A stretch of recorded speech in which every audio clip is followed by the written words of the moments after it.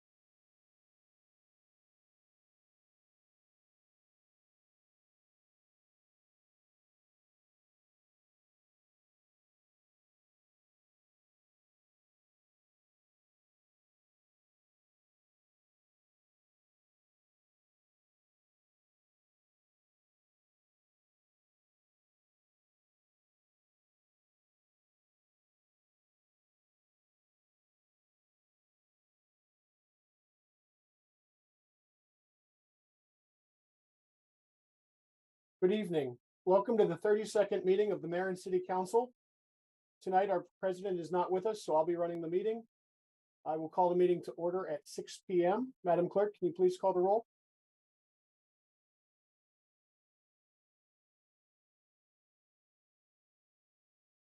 Councilman DeWalt, Here. Councilman Sidnor, Here. Councilman Mitchell, President Smith, President Pro Tem Cole. Here. You have a quorum, Mr. Chairman. Oh, Mayor Mo, I'm sorry. I'm here, thank you. Okay.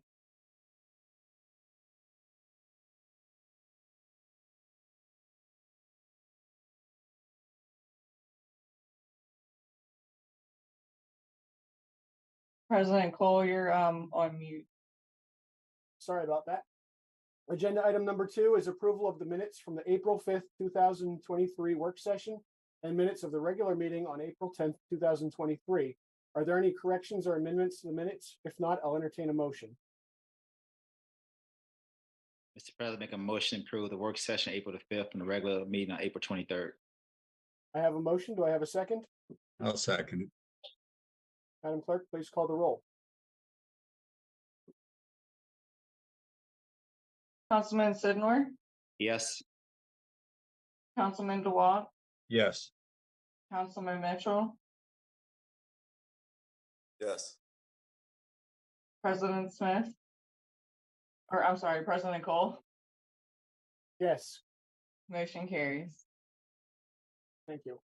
Agenda item number 3 is the report of the Mayor and City Council. Tonight, we'll start with Mr. DeWalt. Good evening, everyone. This past Thursday was the last Brighter Bites food giveaway at Laurel Elementary School. I added them all up after like 8 or 9 months. My numbers might not be exactly correct, but they're pretty close.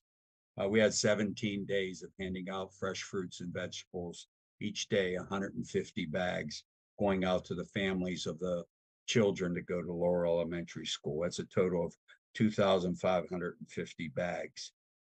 It started off with the city fully involved with it. Councilmember Cole was there several times, and Councilmember Mitchell would meet me at Lars every time we had leftovers from that event. We would take it to Lars, and thanks for their help. And then it got to the elementary school where there was only teachers, and they would bring a bunch of students in to participate in loading up the bags, which was great. But there was one person that used to come. He made almost every single Brighter Bites food distribution. That was our former police chief, Roy Gilmore. And on the last day, the ladies from Brighter Bites, they gave me and former Chief Gilmore a volunteer appreciation certificate from Brighter Bites. And I just want to read it real quick. This certificate of appreciation is awarded for volunteering your time and flexing your muscles to promote healthy eating in your community. And hopefully next school year, they'll come back and we can hand out some more fruits and vegetables. I just want to draw attention to everybody who has opportunity to go to Roland Schweitzer Park. That beautiful native plant garden that Laurel for the Patuxent built out there. It is now full bloom. The plants look fabulous. There's a lot of bees there. It's a huge success for everybody that participated in that from Laurel for the Patuxent. If you get a chance, you should go see it. On the 9th, Friday night, I went to the Laurel Mill Playhouse to a punk rock concert. And the reason I went was my neighbor Paris was playing in his group called Black Sevens. I had a great time there, and it was a great showing by Paris and his group. I enjoyed it immensely.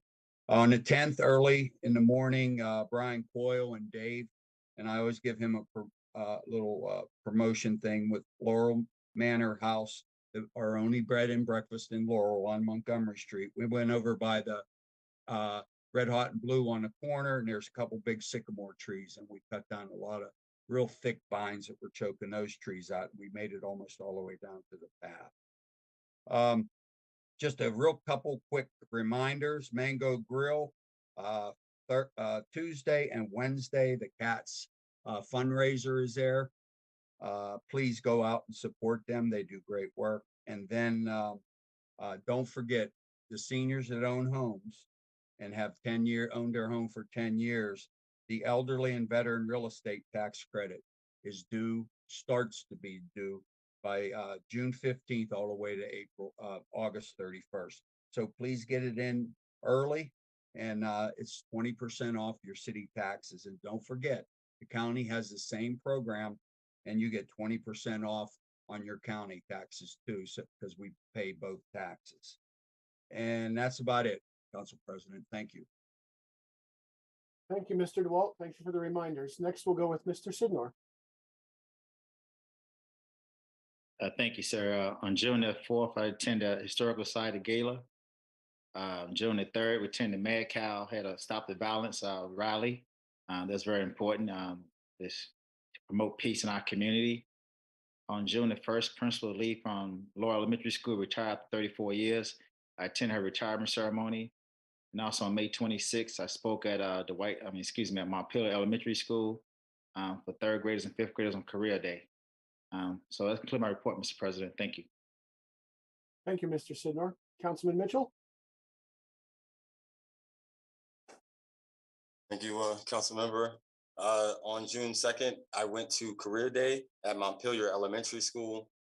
It was great to be there, and one of their principals, Principal Furlow, actually retired this year. So wishing her happy retirement. I went to a media concert at the Bowie Performing Arts Center, and it was a lot of great singing. June 3rd was the Laurel Historical Gala at Savage Mill. I appreciate everybody for putting it on. It was definitely a well put together event, and I thoroughly enjoyed myself. On June 6th, I got to meet at Mad Cow Grill with Howard County Exec Calvin Ball to talk about collaborative ways that the city of Laurel can work with Howard County moving forward. On the 9th, I went to Laurel Area Takeout Happy Hour at Cecil's. And then later that night, I went to Delegate Kim Taylor's first fundraiser at Party HQ in Bowie. On June 11th, I went to the Top Ladies of Distinction Orchid Annual Prayer Breakfast. And, thank you, President Bell Smith, for the invite. And, Mayor Mo was actually honored. So it was great to see Mayor Mo there as well. Unity Day, stopped by Unity Day, which is big on basically stopping violence, suicide prevention. And I really commend Lauren's Law for putting it on. This morning, I was able to give the welcome remarks right after Senator Rosapep at Laurel Elementary School as the 5th graders graduate and commence to middle school. Later in the day, I met Dr. Swami at the Baptist Temple for prayer. that was a very special honor because, I think he just celebrated his 90th birthday. And from my understanding, this is probably his last time visiting America. And so it was a very big blessing.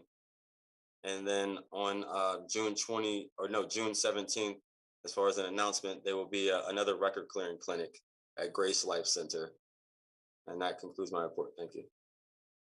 Thank you, Mr. Mitchell. I'll go on my report next. It has been a while since our last city council meeting. On May the 24th, I attended the Alley Street ribbon cutting ceremony to show what has been done with our new alley policy. On May 28th, I attended the joint Memorial Day service at Ivy Hill Cemetery. It was a very moving service this year with speeches about some of Prince George's County police officers that have served in World War I, II, and through their duty in Prince George's County. On June 1st, I also attended the retirement party for Mrs. Lee and Mrs. Tyre. On June the 2nd, I attended the Laurel Pride Committee's flag raising ceremony at City Hall. There will be a much more publicized event next year. Also on June the 2nd, I attended the Parks and Recreation bike decorating and parade. June the 4th, again, congratulations to the Historical Society on their gala. It was great to see everybody all back together again and to see all the bids that were coming through. This is their largest fundraiser of the season. On June the 5th, I attended the Laurel Reef Masonic Lodge Strawberry Festival and Scholarship Award Ceremony. And then yesterday, I attended the last of the summer breakfast at the Laurel Fire Department, and I attended the St. Mark's Civil Rights Trail Marker dedication in front of the church. That concludes my report, and I'll go to you, Craig Moe. Mayor Moe. Thank you, Mr. President. Condolences, as I reported last, to the DePietro family and the passing of Ali DePietro. They had a memorial service for Ms. DePietro, well attended, and she will be truly missed. Want to give a happy birthday shout out to Anna Navarro, who will be celebrating her birthday tomorrow. And back in May on the 23rd, I attended Public Works Week awards luncheon. I want to congratulate all the award recipients and thank them for the invitation to be with them. We did have our City Hall in the Park on May the 24th at Discovery Community Park. I want to thank all the residents that came out and attended and voiced their issues, concerns, and very good comments from all that attended, and we thank them. The Pretty Pups Pet Care was able to attend their grand opening and ribbon cutting, and I appreciate them being a small business on Main Street, and encourage people to take a look at their business if your pup needs some care. The memorial service, joint day memorial service with the Police, Fire, Rescue, and the American Legion Post 60, a great opportunity for all of us to come together as a community to remember. And I want to thank all those organizations for the work they continue to do, as well as that service. Did a proclamation presentation for Principal Lee at the Laurel Elementary School. We put up some ceremonial street signs for her that says Principal Lee Way. Also, we presented a citation to Sean Tyree, who's the Laurel Elementary School, took care of the office, the secretary there, and the assistant to the principal. We wish them both the very best in their retirement. We will miss them, but we wish them the best in retirement or the new chapter in their life, whatever they may be doing next. As you heard, we had the city bike decorating and parade contest and ice cream social at the Armory. And again, I want to thank Park and Recs for putting that on. Had a nice turnout and well attended by many of the families. Thank them for coming out. The Stop the Violence community event at Mad Cow on June the 3rd. Again, want to thank them for putting this on and inviting me and others to attend, and great opportunity to spread the word about keeping our community safe and how we can work together. The Cressets at Cherry Lane Homeowners Association, we did have a community homeowners association meeting there. I thank them for the invitation to be with them. The same evening, I was able to get by the 21st district post-session update at Partnership Hall. And again, our delegates, our senators do a great job for the city of Laurel. We thank them for all their efforts in working with us as well. On June the 8th, the Law Enforcement Special Olympics Torch Run, again, had the opportunity to be there, and want to thank the officers. It was not a good day. It was one of our bad days, so they did not run as far. Everybody understands, but they did come here to City Hall, and again, they make and raise a lot of money, so I wanted to thank them as well. The St. Mark's United Methodist Church Civil Rights Trail Marker dedication, again, and a very nice turnout and a great opportunity for the community to come together and to remember and hopefully correct those issues and those concerns and those wrongs that we had in years past. The ladies of the top did their their Orchid Award and prayer lunch. This is the first time they've done the Orchid Awards. I appreciate them. They partnered with the city of Laurel on numerous things, but most recently they were at the Roland B. Schweitzer Community Park, where they added a library for the community, as well as they keep it clean. And more importantly, that day they were there to plant flowers and decorate the sign there that's got Roland B. Schweitzer on it. So again, want to thank them. The award was for the city of Laurel and us working together with them. So I was happy to accept it on behalf of Mayor and City Council and thank them for the invitation. Tonight we had the my time with the mayor at the Robert J. DePietro Community Center. Again, thank those residents that came out and spoke to us and appreciate their input as well. A couple of announcements. June the 17th, Saturday, will be Juneteenth celebration at 12 noon at Granville Goody Park. On June the 19th, it's a city holiday. So all city offices will be closed on Monday, as well as trash recycling pickup.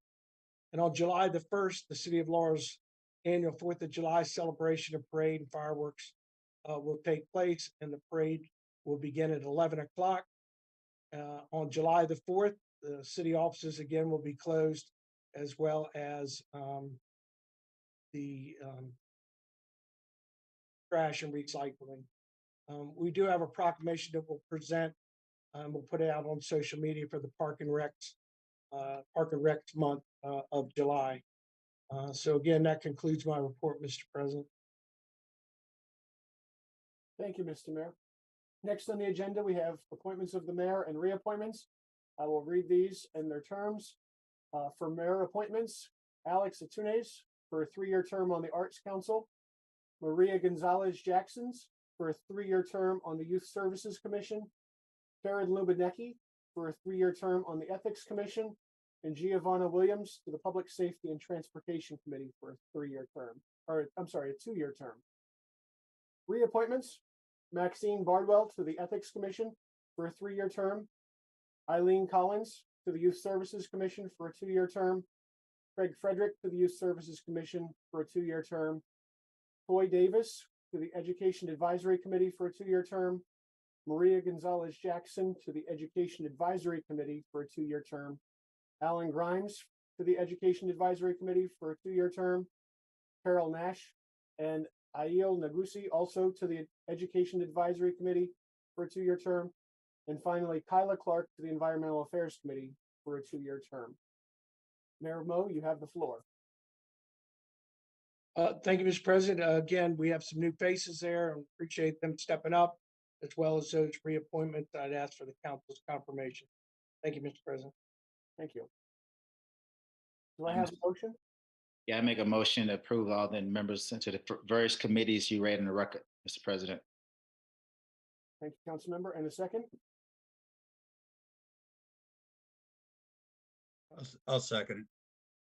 Thank you, Mr. DeWalt. Madam Clerk, please call the roll.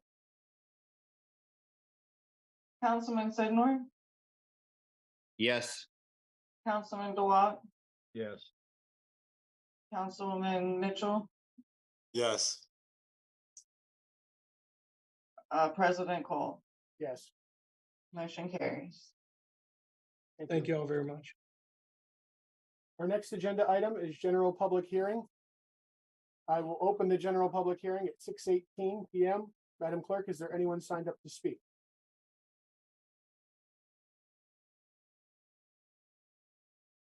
I'm checking right now. The gentleman wasn't on before.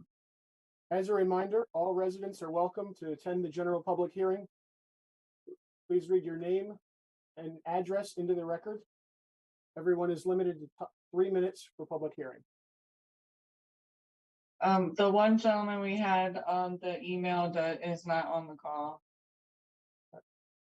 Thank you. With that, I will close the public hearing at 6:19 p.m. and move on to the agenda. Our next agenda item is consideration of bid recommendation for Van Dusen Dam Engineering, Department of Public Works. Director Lee, you have the floor. Thank you, Mr. President, Mayor Mo, and council members. The Van Dusen Road dam repairs are after a visual inspection that was conducted in 2022. We realized there's some things that needed to be repaired. Presently, the maintenance and repair for these items are categorized as minor to moderate. So it's important that we proceed to move forward with the project to make the necessary repairs as soon as possible to avoid any further erosion. The initial phase is for the certified structural engineers that would be contracted to investigate the principal spillway of Van Dusen Road. They will prepare project bidding documents and conduct a final inspection after the repairs. Funding for this project is available through ARPA and the FY 2023 adopted CIP Van Dusen Dam Maintenance Project. It is recommended that the mayor and council approve the proposal submitted by EBA Engineering in the amount of $39,795 for the preparation, cost estimates, and final inspection once the project is completed. And I'm available if you have any other questions. Thank you, Director Lee. Do I have a motion for the bid recommendation? Mr. President, make a motion to award EBA for the amount of $39,795. In a second? I'll second. Thank you. Any discussion or questions? Hearing none, Madam Clerk, please call the roll. Councilman Sidnor, Yes. Councilman DeWong, Yes. Councilman Mitchell, Yes. President Cole. Yes. Motion carries. Our next bid recommendation is for our copier contract from the Department of Information and Technology. Director Quinwell Shield, you have the floor. Thank you, council members and Mayor Mo. I have nothing further to add beyond the work session, so I am available for any questions that you may have. Thank you, Director. Could you state the amount that this bid amount will be for? Just a moment. Accidentally closed that file.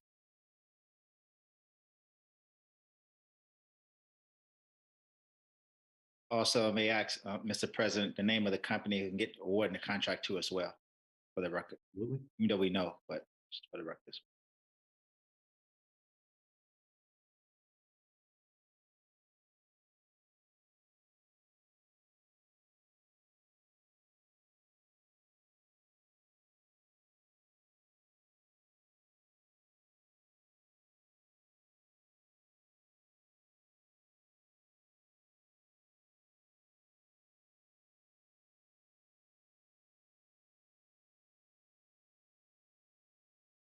All right.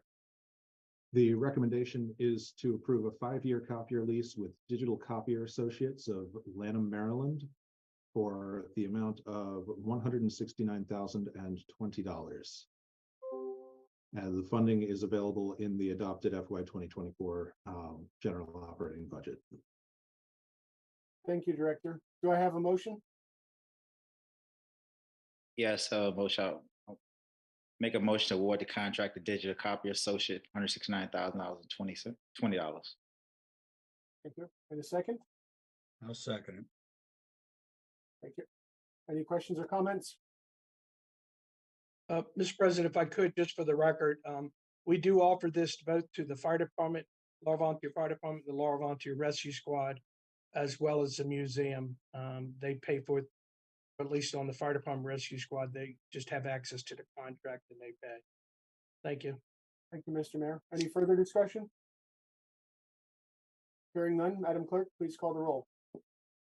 Councilman Sidnor, Yes. Councilman Dwight, Yes. Councilman Mitchell, Yes. President Cole. Motion carries. Our next agenda item is a bid recommendation for ammunition purchase from the Laurel Police Department. Chief Hamill, you have the floor. Good evening, Mr. Cole, Mayor Mo, and the rest of the city council. Our department is respectfully requesting permission to purchase ammunition for fiscal year 2024 to be used with our established training and accreditation standards. We'll be using the Maryland State contract through the gun shop for ammunition purchases. Funding for this requested purchase is included in the adopted FY 2024 operating budget. The account number is 301 and ends in 571, entitled Ammunition Purchases. This has a line item total of $55,000. Thank you for your time and consideration. I'm available for any questions you may have. Thank you, Chief. Do I have a motion for a bid recommendation? I'll make a motion that we approve the ammunition stated by Chief Hamill. Thank you, Mr. DeWalt. And a second? I second. Any discussion? Hearing none, Madam Clerk, please call the roll. Councilman Dwight, Yes. Councilman Sidnor, Yes. Councilman Mitchell, Yes. President Cole. Yes. Motion carries. Our final bid recommendation of the evening is an enterprise fleet recommendation. Laurel Police Department. Chief Hamill, you have the floor again. Thank you, sir, Mayor Mo, and the council once again. We're requesting permission to sign an intent to purchase agreement regarding our ongoing leasing contract with Enterprise Fleet Management. We are looking forward to signing this to keep our leasing program going.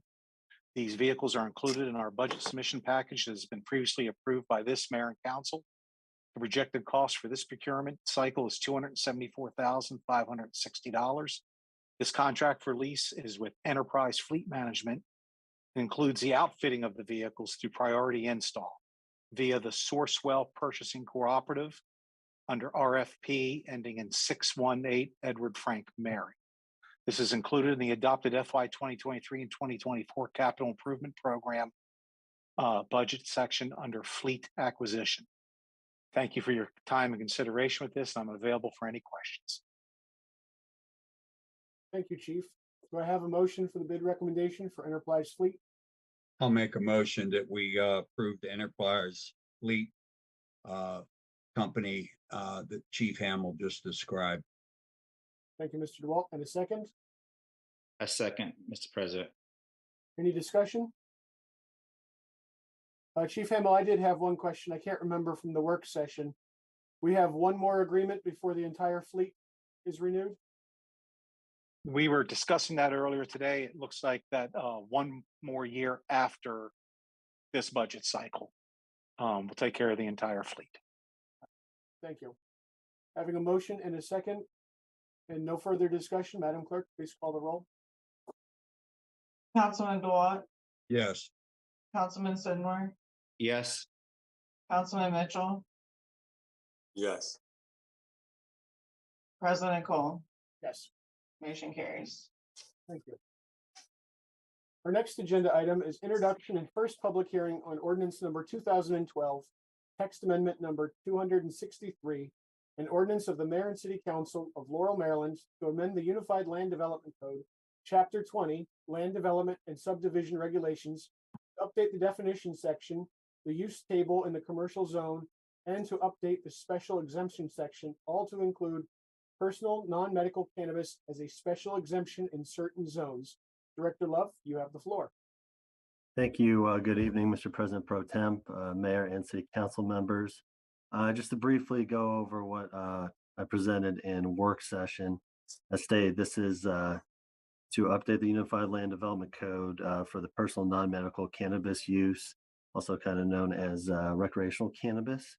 This is the direct result of the adoption of House Bill 556 and Senate Bill 516 by the Maryland General Assembly, legalizing recreational cannabis within the state of Maryland. As stated in the work session, staff along with City Solicitor Taub used the framework set and passed by City Council for medical cannabis dispensaries within Ordinance 1862 and the writing of this legislation.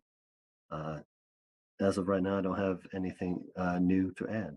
Thank you. There for any questions. Thank you, Director. Madam Clerk, I will open the public hearing on this ordinance at 6:29 p.m. Is there anyone signed up to speak? No, Mr. President. With no one signed up to speak, I'll close this at 6:29 p.m. Are there any questions from the council? I have one. Director Love, what are examples of the certain areas in which the special exceptions that they can apply for the special exception license? Right now, it's limited to the commercial general zone and just along Washington Boulevard, Baltimore Avenue, and 2nd Street. That was the framework that was set in that original legislation. Okay, thanks. I appreciate you. Thank you. Any further questions or discussion from the council? Hearing none, this will move to second public hearing with possible action at the next council meeting on July 10th, 2023. Our next agenda item is introduction and first public hearing on ordinance number 2013, an ordinance of the Mayor and City Council of Laurel, Maryland, to amend the Laurel City Code, Chapter 2, Administration, Article 4, Public Ethics Section 2-53, Definitions, 2-54, Administration, 2-55, Prohibited Conduct and Interest, 2-56, Financial Disclosure, Elected Officials and Appointed Officials, Candidates and Employees, Section 259, Enforcement, and providing for an effective date. Chairman Hester, you have the floor. Thank you. Very briefly, we are required as the jurisdiction in the state of Maryland to have ethics ordinances or an ethics ordinance that is compliant with the state requirements. Every so often, the state comes up with a new and more substantial requirement. The most recent was last fall, where they came to us and said that every jurisdiction must now comply with a new set of requirements, which are based on their original ones, but are more restrictive. The Ethics Commission worked hard to review and come into compliance with this. We worked very closely with our legal counsel to put this together. There's not a big difference in terms of what has been required in the past, but there's more clarity, and that I think is the biggest thing. The state of Maryland has helped us as well. The State Ethics Commission has reviewed our work and said that they are satisfied with what we have proposed to the City Council and Mayor for this latest update of our own ethics ordinance. Just a few of the small things that are being modified. Just as an example, people who are late in filing their financial disclosure statements, instead of a $2 a day fine with $250 maximum, it's now $5 a day with a maximum of $500 as a penalty for people who are actual lobbyists. They are $10 a day for being late, up to $1,000 for being late and filing their required ethics forms and papers every year. A few other things in here.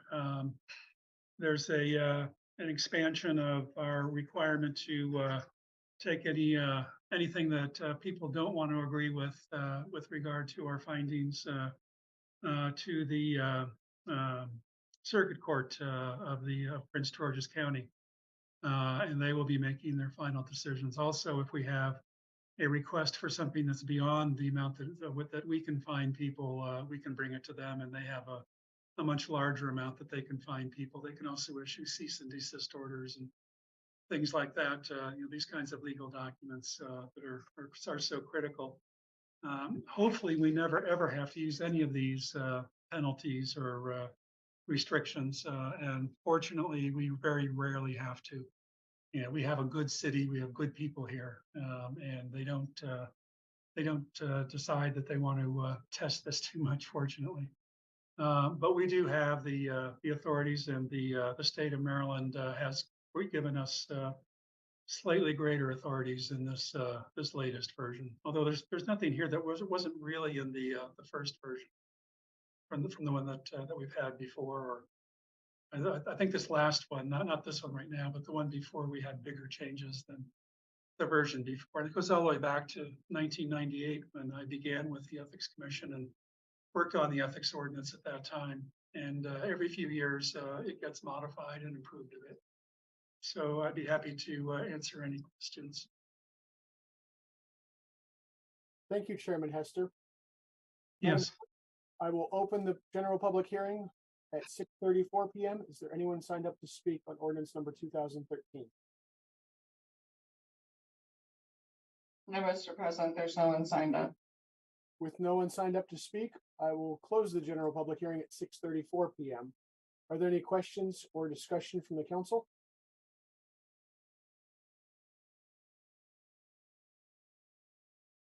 Can I make a motion, Councilman Cole? Certainly. Since it's already been approved by the state of Maryland, and I would agree with Chairman Hester that he very rarely has to ever use any of these items at all, and that we do have a great city with great people in it. I would like to make a motion that we suspend the rules. All right, I have a motion. Do I have a second?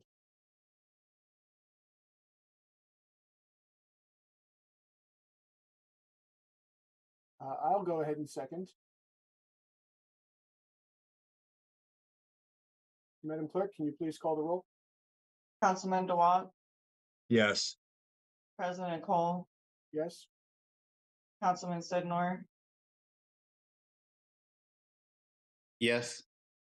Councilman Mitchell, Yes. All right. The rules are suspended. We are now able to pass ordinance number 2013. Do I have a motion?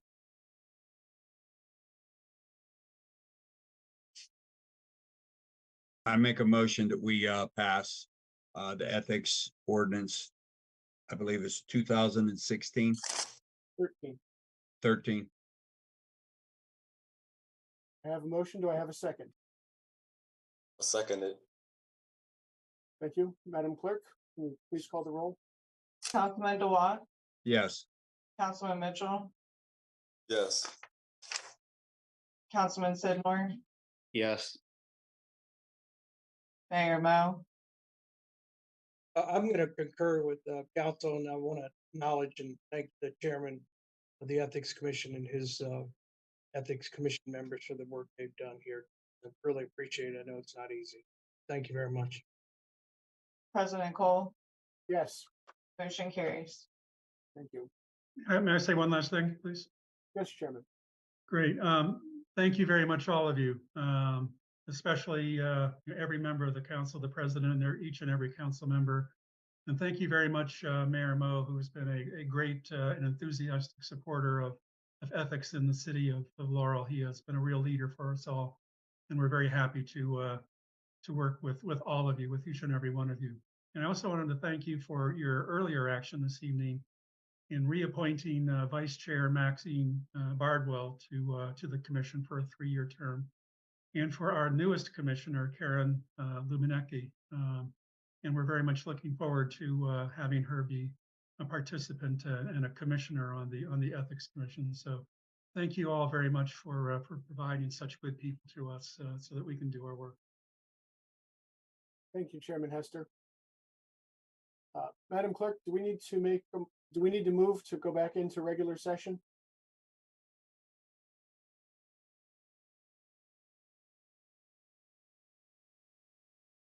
Madam Clerk? Sorry, my mouse wasn't acting right.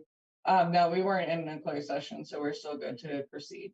So even though the rules are suspended, we can continue? Yes. All right.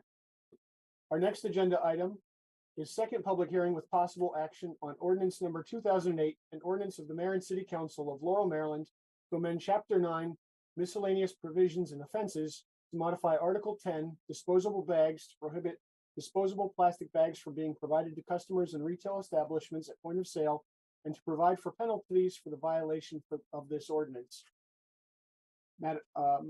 Ms. Blair, you have the floor. Hello, good evening, everyone. I am at Maryland Recycling Network and SWANA conference. I'm in a hallway right now, but I wanted to say that I did make the updates that we discussed on Wednesday at the work session. The council does have the updated version. Nothing has changed. And if anyone has any questions about the changes. Thank you, Ms. Blair. I will open the public hearing for ordinance number 2008 at 6:39 p.m. There are members signed up to speak. As a reminder, please state your name and address for the record. Madam Clerk, is the speaker list that was provided accurate?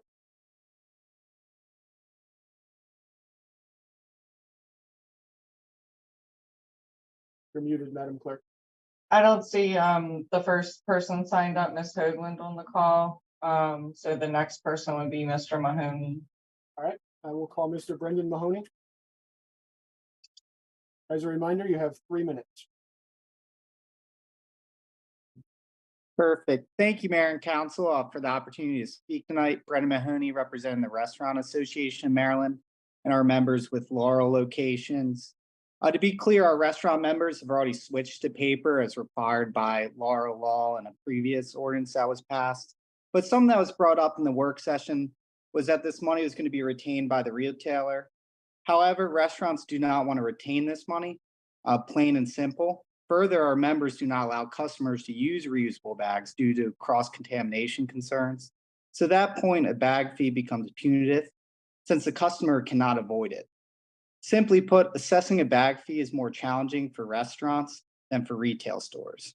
That's why the Prince George's County Council provided certain bag fee exemptions for restaurants in similar legislation that they'll likely pass at their June 20th meeting.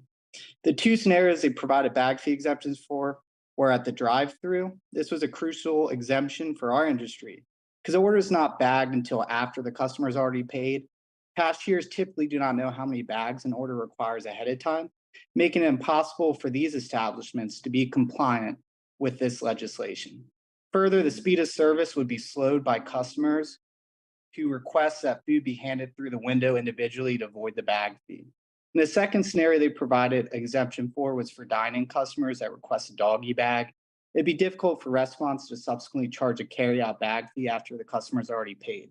Restaurants are in the hospitality business, and especially if it was a large check, it would give the impression that we are nickel and diming our customers. We would ask that this legislation be held until after the Prince George's County Council's meeting on June 20th.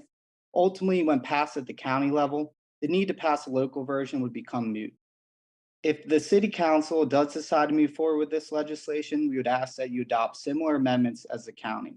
Ultimately, our organization is seeking uniformity across Prince George's County. Also, Laurel's direct neighbor, Anne Arundel County, exempted restaurants from the requirement to charge a bag fee in similar legislation. Having different requirements would lead to confusion not only amongst our members, but also the consumer. And with that, I appreciate your time and the multiple opportunities to speak on this issue. Thank you, Mr. Mahoney. Next on our speaker list, we have Kathleen Bartolomeo. Sorry if I mispronounced that. Yes, thank you, Kathleen Bartolomeo, Greenbelt, Maryland. Sorry. I'm a member of the Zero Waste Committee in Greenbelt, a Zero Waste Committee for Sierra Club with Martha Ainsworth. I'm sure that you've gotten literature from her. As you know, a number of cities in PG County have already passed a bill. Greenbelt has passed this bill, which will go in effect January 1st, 2024, without the restaurants being exempted. I think it's a matter of education to the public. There are ways to handle this and that it can be the same throughout the county, or differences, that's all right then too. But there's a number of cities in Eastern Shore that have done this as well. And it looks like PG County, I went to the hearing 2 weeks ago, I think. I hope to go to the next one. And it looks like they will be not exempting the restaurants. And, you know, we've already passed a law banning single use, asking for condiments, straws. So that's something that's supposed to be handled by restaurants as well. You're only supposed to give those out. So unless if the customer asks for it. So it's education. I think that's something between now and the time that the bill is put in effect that we can get out to the citizens of the county. Thank you. Thank you very much. Our next speaker that is signed up tonight is Miss Elizabeth Epps.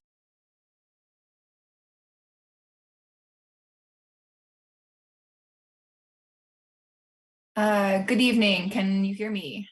Yes, we can. Great. Honorable Mayor Moe and council members Cole, Sidner, Mitchell, and DeWalt. My name is Elizabeth Epps. I live at 417 Fawcett Street in Baltimore, Maryland, 21211. Thank you for the opportunity to provide testimony regarding ordinance number 2008. I am here today on behalf of Maryland Hunger Solutions, which is a statewide nonprofit organization working to end hunger in Maryland by improving access to the federal nutrition programs, which include programs that provide EBT cards to pay for foods at the grocery store, such as the Supplemental Nutrition Assistance Program, otherwise known as SNAP, as well as the Women, Infants, and Children program known as WIC. While Maryland Hunger Solutions supports this legislation to reduce plastic bag use in grocery stores and other establishments, we urge the council to strengthen this ordinance by including a bag fee exemption for customers using SNAP or WIC. Federal law prohibits WIC and SNAP recipients from using their benefits to pay for non-food items, which would include bag fees. And by virtue of this ordinance will have a negative impact on community members who are already struggling to make ends meet if it's passed as written. While we do not have estimates for program participation in the city of Laurel, I would like to note that in Prince George's County, over 100,000 residents participate in SNAP, while nearly 40,000 residents participate in WIC. In other Maryland jurisdictions that have passed plastic bag bans, we have heard from low-income residents that the lack of a fee exemption for SNAP and WIC customers is harmful. We have seen people attempt to carry their groceries out of the store in their arms rather than pay for a bag, simply because they do not have enough grocery dollars to pay for this expense. With the ending of the COVID-19 SNAP emergency allotments this past March, hundreds of thousands of Marylanders lost a significant portion of their monthly SNAP benefits, averaging $82 per month per person. SNAP participants are currently shopping for groceries with an average of $6 per person per day. As you can see, with benefits as low as this, paying for several 10-cent paper bags can add up. Distributing reusable bags, while laudable, does not solve the problem. Encouraging everyone to use reusable bags is not equitable when the consequences for forgetting your reusable bag are so different for someone who can pay the fee to get paper bags in a pinch and someone who cannot. Also, distributing tens of thousands of free reusable bags to all of the low-income residents of Laurel is not practical. I have more to say on this, but I will just wrap up by saying that I urge the council to amend ordinance number 2008 to include a fee exemption for SNAP and WIC customers prior to a final vote. Thank you for your time and consideration. Thank you, Ms. Epps. Next, we have Gabrielle Sanchez.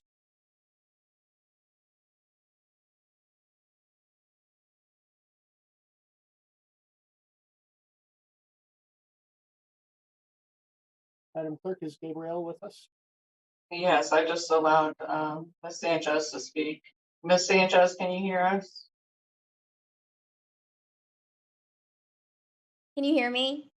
Yes, we can hear you now. Okay, sorry about that. Yeah, so Gabrielle Sanchez, 15920 Paisley Lane, Bowie, Maryland, 20716. Sorry, there we go.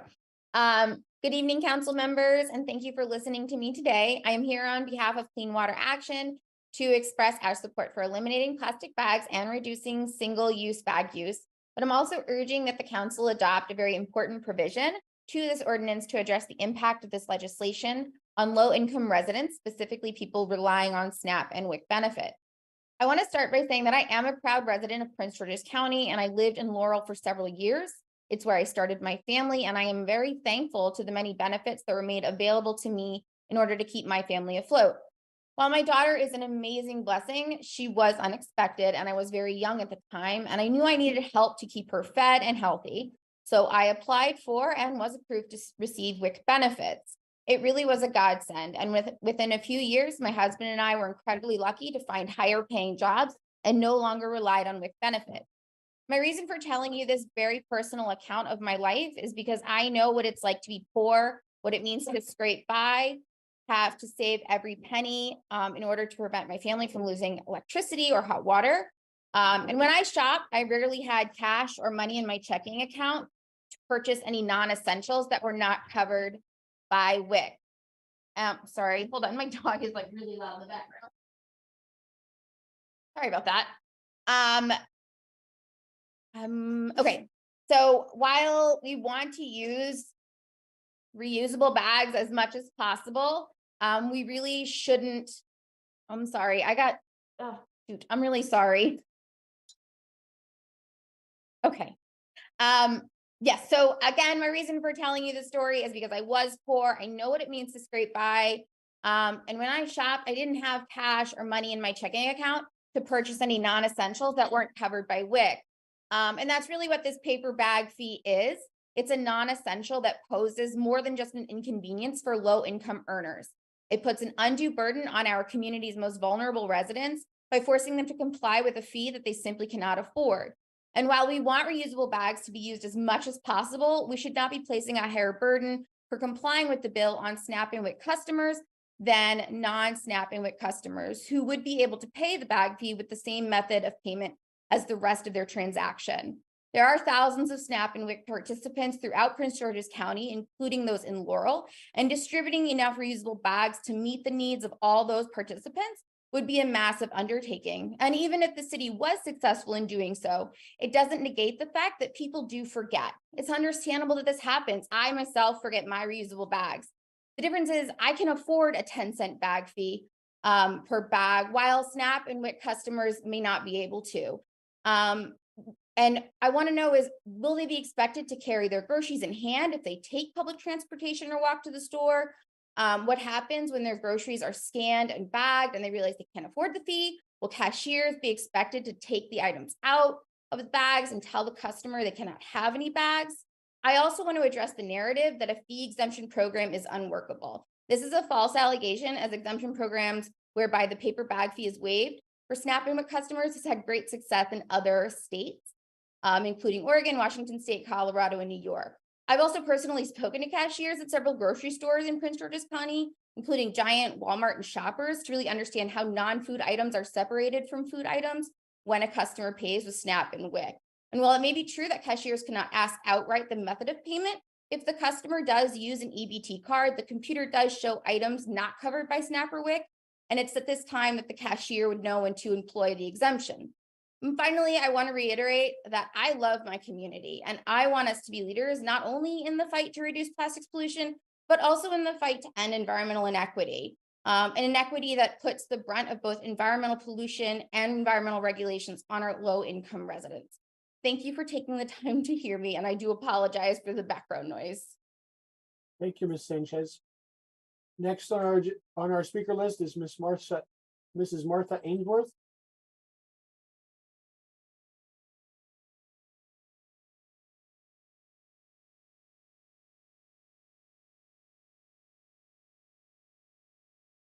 Ms. Ainsworth, you're on mute.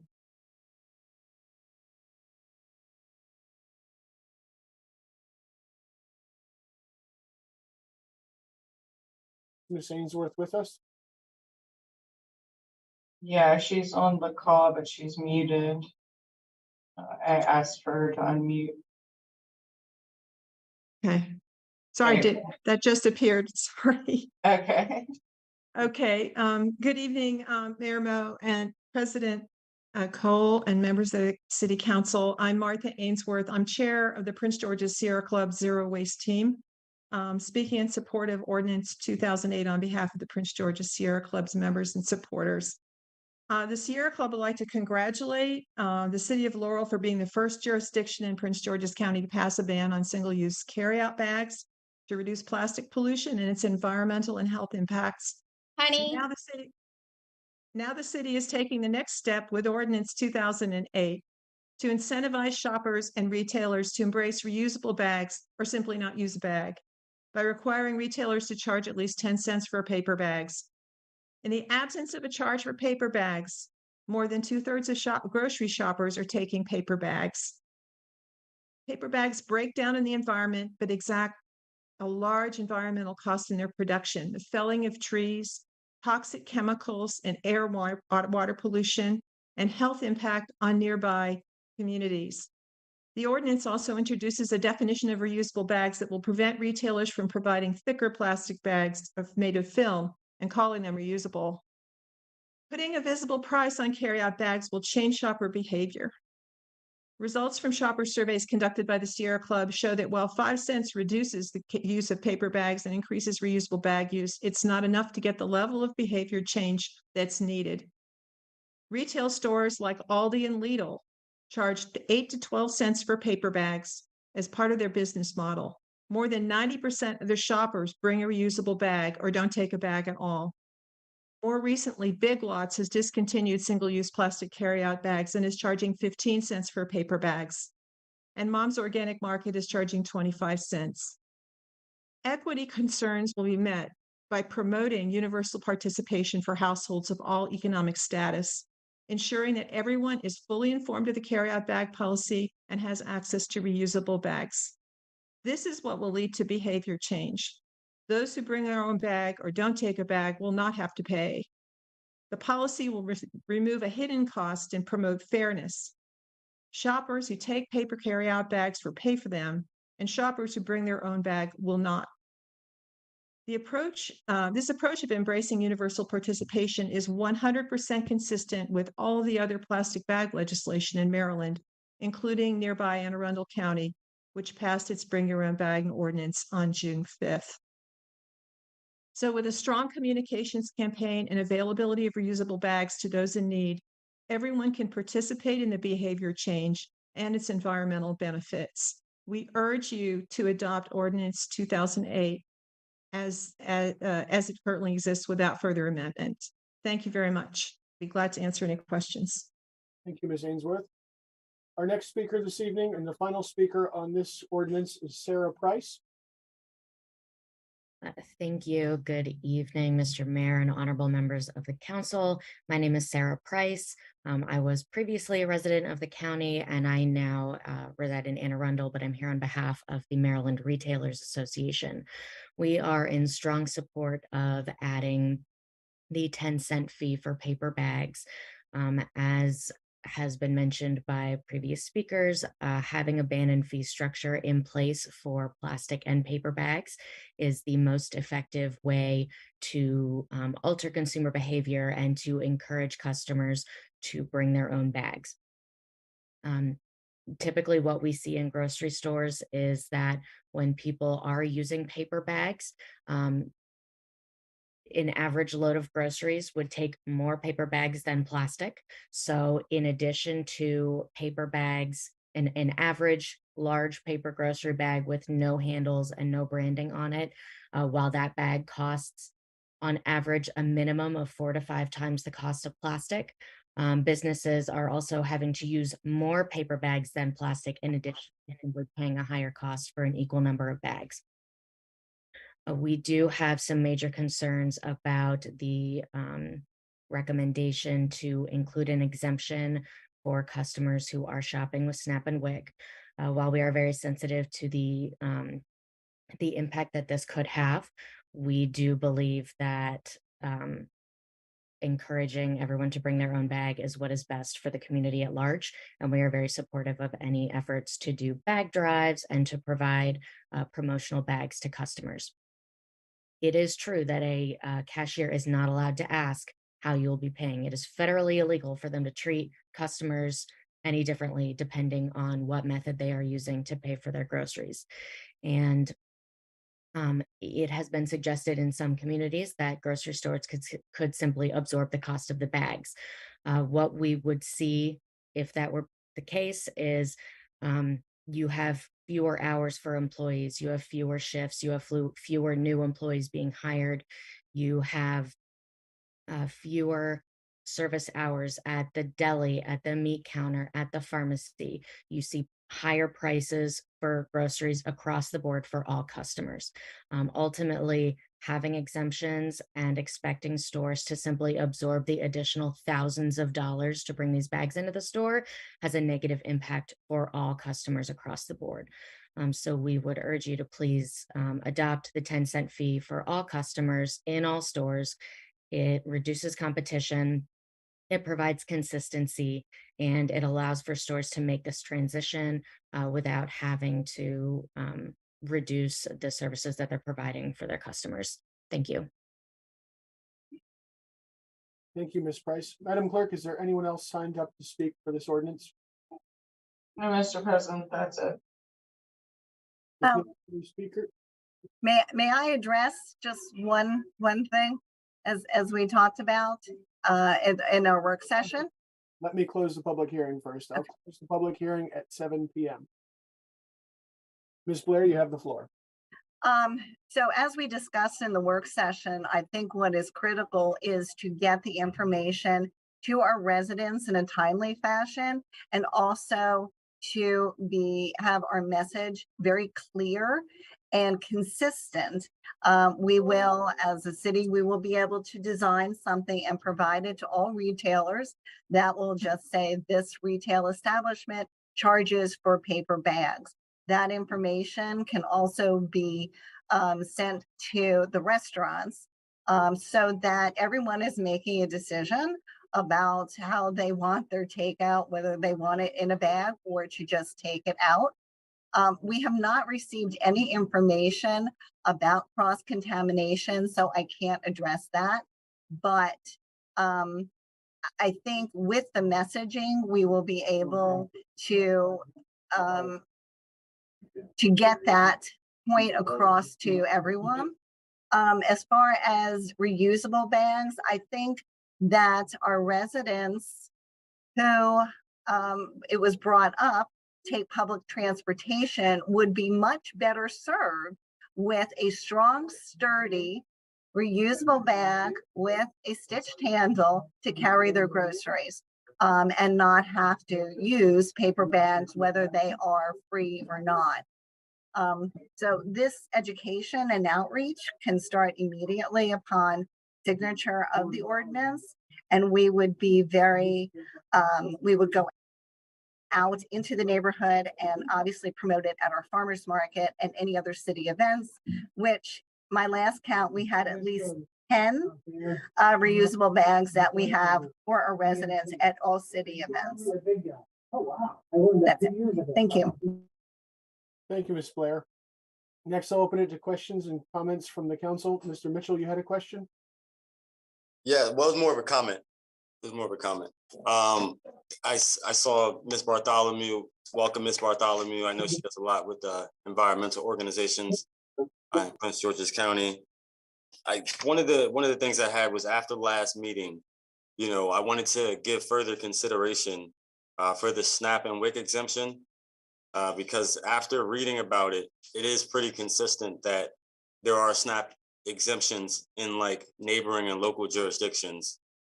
I do commend all of the bag giveaways that we have done and will continue to do, but I don't think that, just the education around the bag and the distribution is going to be enough. And I know that one of the alternatives that we'd mentioned was having the state step up, and that would be great, but, how likely is that to happen? And even if it does happen, there still will be times where they are without, like you said, you're hurrying, and, this, without this exemption, it would be another reminder that you are without. You're going to the store, you might be spending your last few WIC dollars or I'm sorry, SNAP money or WIC is specific items. And so you might be sending your last few SNAP dollars, and then you get to the register and realize you don't have a bag, or you don't have the money to, buy a bag.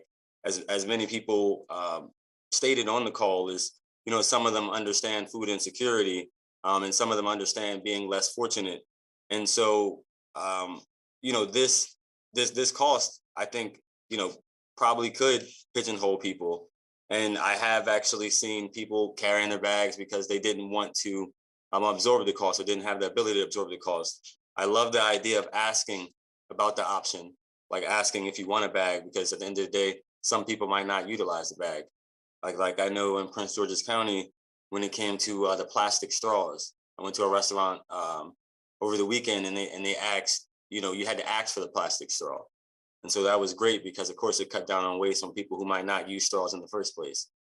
And so I just believe that we should give more consideration, especially given the fact that, 16, environmental economic justice organizations, signed on to that friendly amendment.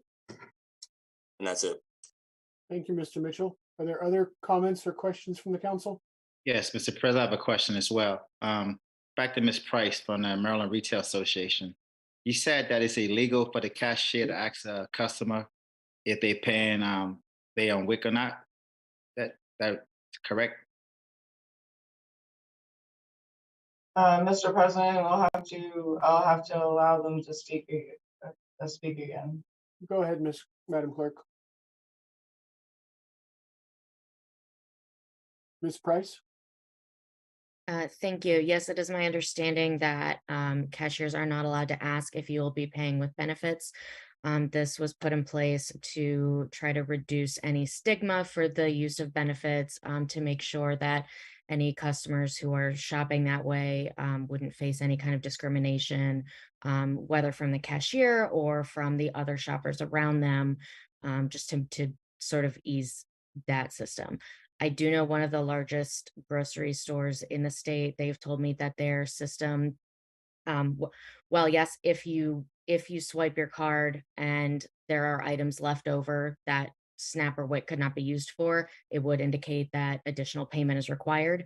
But if someone is able to pay for their entire transaction with their benefits, at least this one grocery store chain, their system does not reflect that, and it only shows that an EBT card was used on the receipt. And at that point, the charge for the bags would already have been applied, unless that customer chose to self-identify to the cashier. And my follow-up question is Price. The most of the EBT cards are like they're like credit cards now, right? So they're not food stamps. So the cashier can determine whether that person is paying with any type of EBT or Visa or MasterCard. Is that a fair statement to say? Yes, they do look very similar. I have heard people commenting on, oh yeah, it's just the orange card now. And I can say that my PNC debit card is also orange. So if they all look the same, how are you supposed to tell? Not that I'm saying that when they ring it up in the cash register, they click, that's how you're paying. You're paying by, credit card, EBT. I've seen that on some of the screens when I check out the store. So by that method right there, the cashier can determine that this customer is an EBT participant and when charge them the 10 cents or whatever the case be. It would depend on what point of sale system they use. So not every system shows that. The grocery store that I talked to, it is one of the largest chains in the state. I think they have locations in every county, and their system nothing pops up to say to the cashier that the customer is using an EBT card. If they're able to pay for the entire transaction with that card, the system doesn't prompt the cashier it doesn't give them information, and it doesn't prompt for any additional payment. So it would really depend per transaction, depending on which store you're in, what their system reflects, and whether you're able to use your benefits for the entire transaction. Gotcha. So it's not a universal system throughout. Correct. Okay. This is more of a statement. I definitely agree with the environment. Want to save the environment, want to reduce plastic bags, but I'm also have some compassion for people on SNAP and WIC as well. So it's not it's not as easy as it was at first, now with these testimonies, because I have family members who benefit from WIC and SNAP, these to use this today. So when is our next, Madam Clerk, do you have any more meetings for this month? Or this is our last meeting for the month of June? This is the last meeting for June, but this is the second public hearing on this item. Yeah, Green Bay, Who's speaking? Somebody's on mute. That's Ms. Blair. Miss Blair, are you there? Did you have something? You were on mute. yeah, I'm sorry. I just did want to point out that Greenbelt and College Park just passed legislation without exemptions. And again, working with getting the word out, educating and getting bags into people's hands that would need them the most. So that's just. I understand. Thank you, Ms. Blair. Point taken. Still a little undecided on this one. This is I recommend putting an exemption in. That's why I recommend putting an exemption in. But they wouldn't know how to tell who is who. So that'd be the issue. So it's not as easy as everyone think it is. Because you can't ask a person and then you don't know who's paying with an ABD card or not. Yeah. I would need some more time to reconsider this. Thank you, Mr. Sidnor. Before us is ordinance number 2008. It's had its second public hearing. It sounds like there is not a consensus among the council, but I will ask for a motion. Do we have a motion to adopt or a motion to table? I need a motion on ordinance number 2008. Motion to table it. I need specifics on how long to table it for. Until the next work session. All right. And do I have a second? A second. Madam Clerk, please call the roll. Councilman Mitchell, Yes. Councilman Sidnor, Yes. Councilman DeWalt, One comment. And this is probably directed toward Michelle. I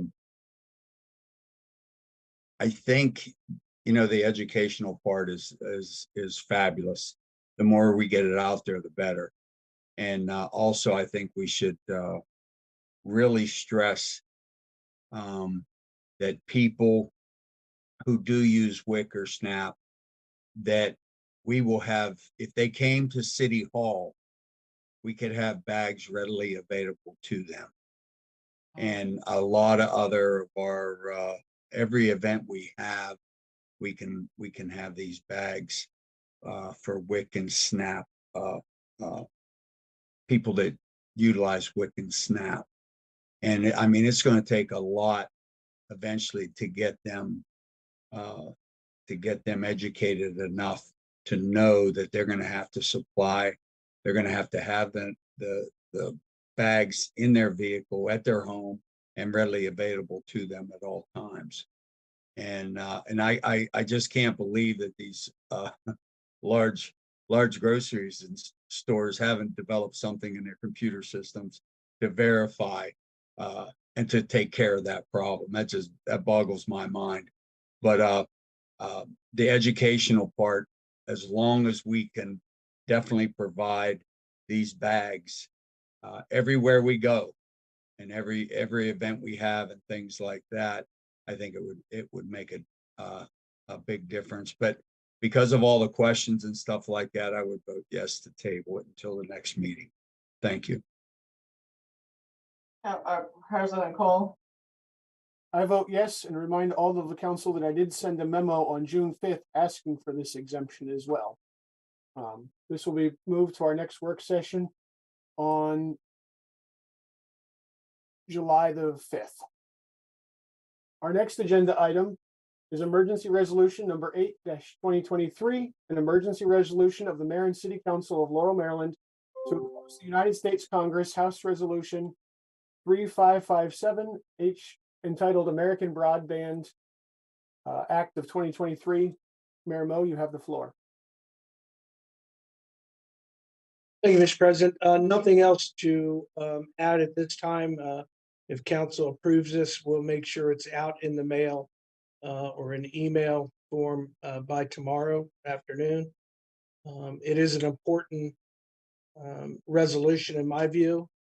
I think we're following after many organizations, and in fact, in this, the United States U.S. Conference of Mayors has put out a position as well. This is just, again, the cables companies nibbling away at the responsibilities, in my view, and our duties here as local officials, and we need to kind of put a halt to that, in my view, and encourage residents and the council to again send letters. And I know Ms. Barnes had some stuff at the work session, so I don't know if her or Larry, our city solicitor, has anything further to say. No, I really don't. I think it was discussed at the work session, and I think Mayor Mo described exactly how important this is, and really could have, if it's approved, could have a really negative effect on this city and many other municipalities as well. Thank you, Mr. Taub. Ms. Barnes, anything additional to add? The Alliance for Community Media President Mike Wassenaar is talking with PEG stations across the country. There are several regional conferences going on, including the one that I'll be attending at the end of June, and they're working on a unified message for all of the municipalities to sign off on. It's not done yet, but I will be providing it once it's ready. But in the meantime, if any of the council people would like me to assist personal letters or individual letters, I'm offering and very willing to do that as well.